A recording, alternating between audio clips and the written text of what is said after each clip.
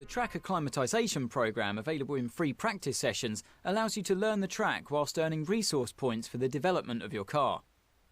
On-track markers show the key points through each corner, and the more of these you're able to consistently drive through at an appropriate speed, the higher your score and the more resource points you'll be rewarded with. Try and chain together multiple successful corners for a consistency boost to your score.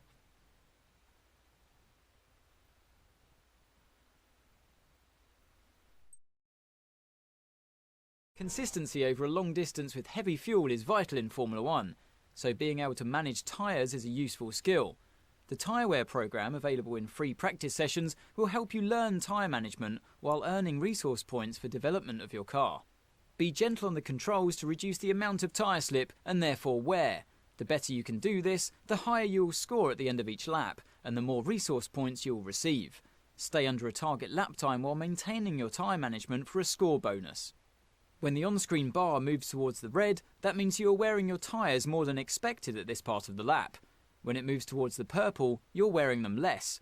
Try and stay in the green zone at least for a successful test.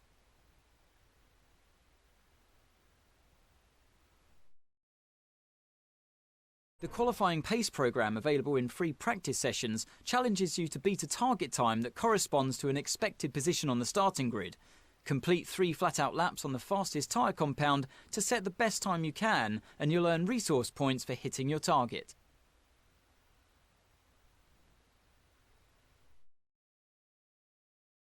The drag reduction system, or DRS, opens a flap on the rear wing to reduce drag and improve the straight-line speed of the car. Drivers are able to use this system in specific DRS zones as long as the circuit is dry. There are no additional restrictions to DRS use in practice and qualifying. However, in a race, the system can only be used when the driver is 1 second or less behind another. Watch the bar at the bottom of your multifunction display as you approach the DRS zone to see your distance to the activation point, and activate it by pressing the DRS button when the prompt appears.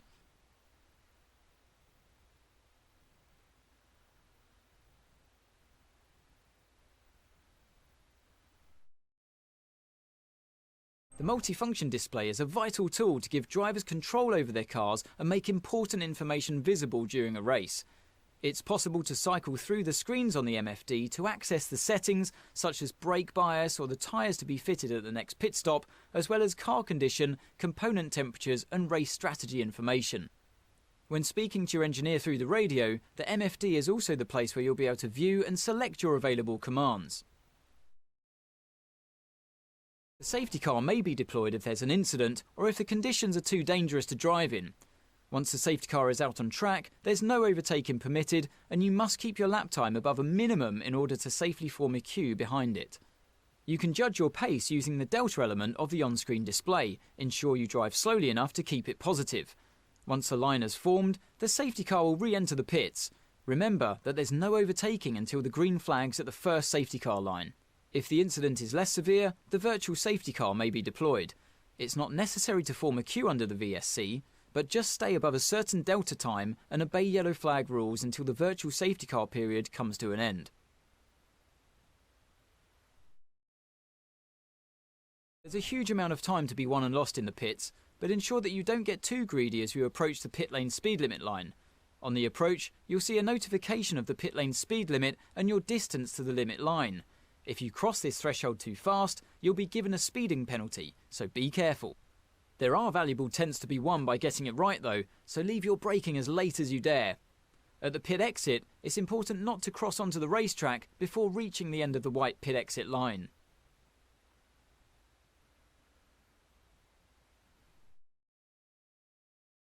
Tyre selection is a critical issue in Formula 1, and the current tyre regulations give individual drivers more freedom than ever. Pirelli allow 13 sets of dry tyres and 7 sets of wet tyres for a full race weekend, so you need to be careful to make your allocation last the distance.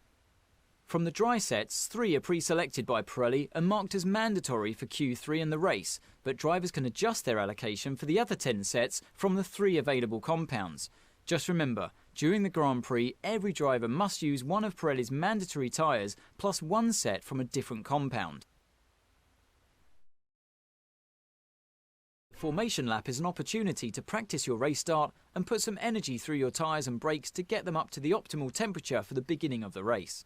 When the light goes green, pull away from the grid and stay in position, making sure to keep your car in good condition as you drive a lap at a steady but consistent pace in order to prepare for the start of the Grand Prix.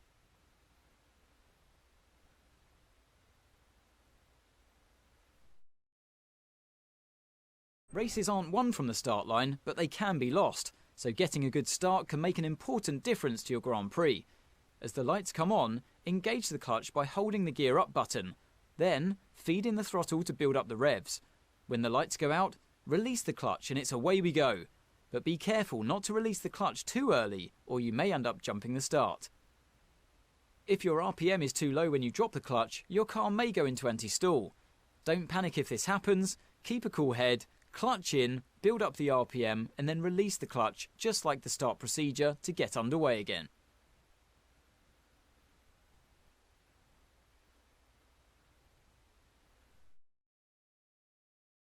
In the unforgiving world of Formula 1, free practice sessions are a vital part of any Grand Prix weekend. During your F1 career, you'll be able to utilise these sessions to complete practice programmes which will help you learn the track and earn you points that can be invested in developing your car.